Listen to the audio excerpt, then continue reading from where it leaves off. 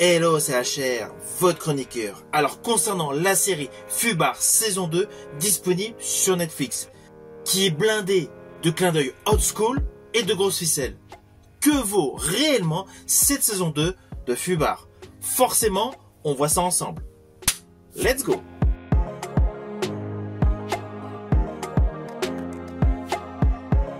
Alors tout d'abord, côté casting, on reprend l'équipe de la première saison, avec naturellement Arnold Schwarzenegger dans le rôle titre, pour à nouveau 8 épisodes. Ceci dit, je vous le dis tout de suite, ne vous attendez pas à un côté sérieux. Le côté décalé de la première saison est décuplé dans cette seconde saison. La rigolade, les punchlines sont ce qui est le plus cohérent dans l'absurde. Oui, vous allez me dire que c'est bizarre, mais tout simplement, cette deuxième saison a augmenté son côté burlesque, avec des scènes mais totalement improbables, avec une histoire qui est la suivante.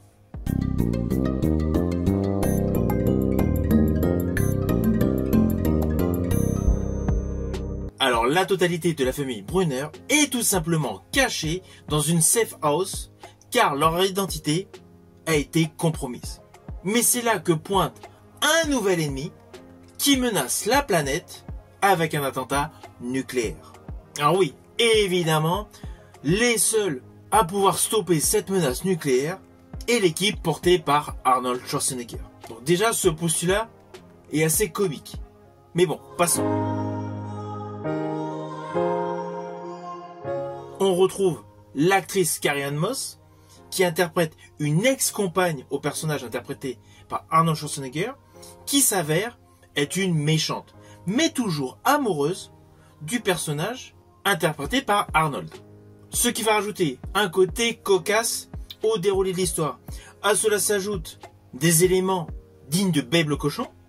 Ah oui, je ne vais pas vous dire quoi exactement. Volontairement, j'ai fait une petite allusion.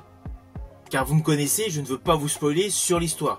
Mais voilà, il y a un ajout qui est selon moi pas du tout une nécessité, mais qui malgré tout prend une sacrée ampleur dans le déroulé scénaristique. Car l'histoire part un peu dans tous les sens. Il y a le côté d'une BD qui dévoile la localisation de la famille Brunner.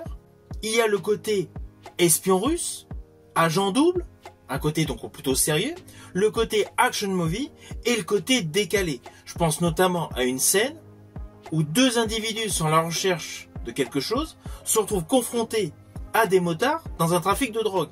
Et là, il y a une ventilation qui éclate la tête d'un des motards. Voilà. Il y a des scènes, mais complètement ubuesques, complètement décalées. Tout comme ce qui se déroule dans l'espace. Cette saison 2 a choisi le ton de la rigolade et de l'improbable. Je vous le dis tout de suite. Si ce mélange de genres vous gêne dès le premier épisode, il vaut mieux quitter la série. Car naturellement, ce mélange monte crescendo, jusqu'au final, totalement burlesque. Alors cela n'empêche pas qu'on retrouve les punchlines habituelles d'Arnold Schwarzenegger. Il y a beaucoup de références cinématographiques. Mais autant la première saison, malgré son côté comédie, avait un socle sérieux, là, cette seconde saison, avec des protagonistes totalement décalés, je pense au personnage Carrie-Anne Moss, qui est totalement improbable, comme l'un d'un méchant qui n'a de cesse de penser à la fille du personnage interprété par Arnold Schwarzenegger. Alors oui, la dynamique familiale est renforcée dans cette saison 2. Là, on est vraiment attaché aux relations père-fille, père-mari et père-ex. Le tout saupoudré d'humour et d'action complètement décomplexés, car peu probable. Alors l'ajout de Carrie-Anne Moss dans cette saison, c'est une plus-value, mais pour le côté burlesque. Le personnage de Carrie-Anne Moss est à 180 degrés de son personnage de Trinity. Lorsque vous allez la voir danser le tango, voilà, on est dans le délire.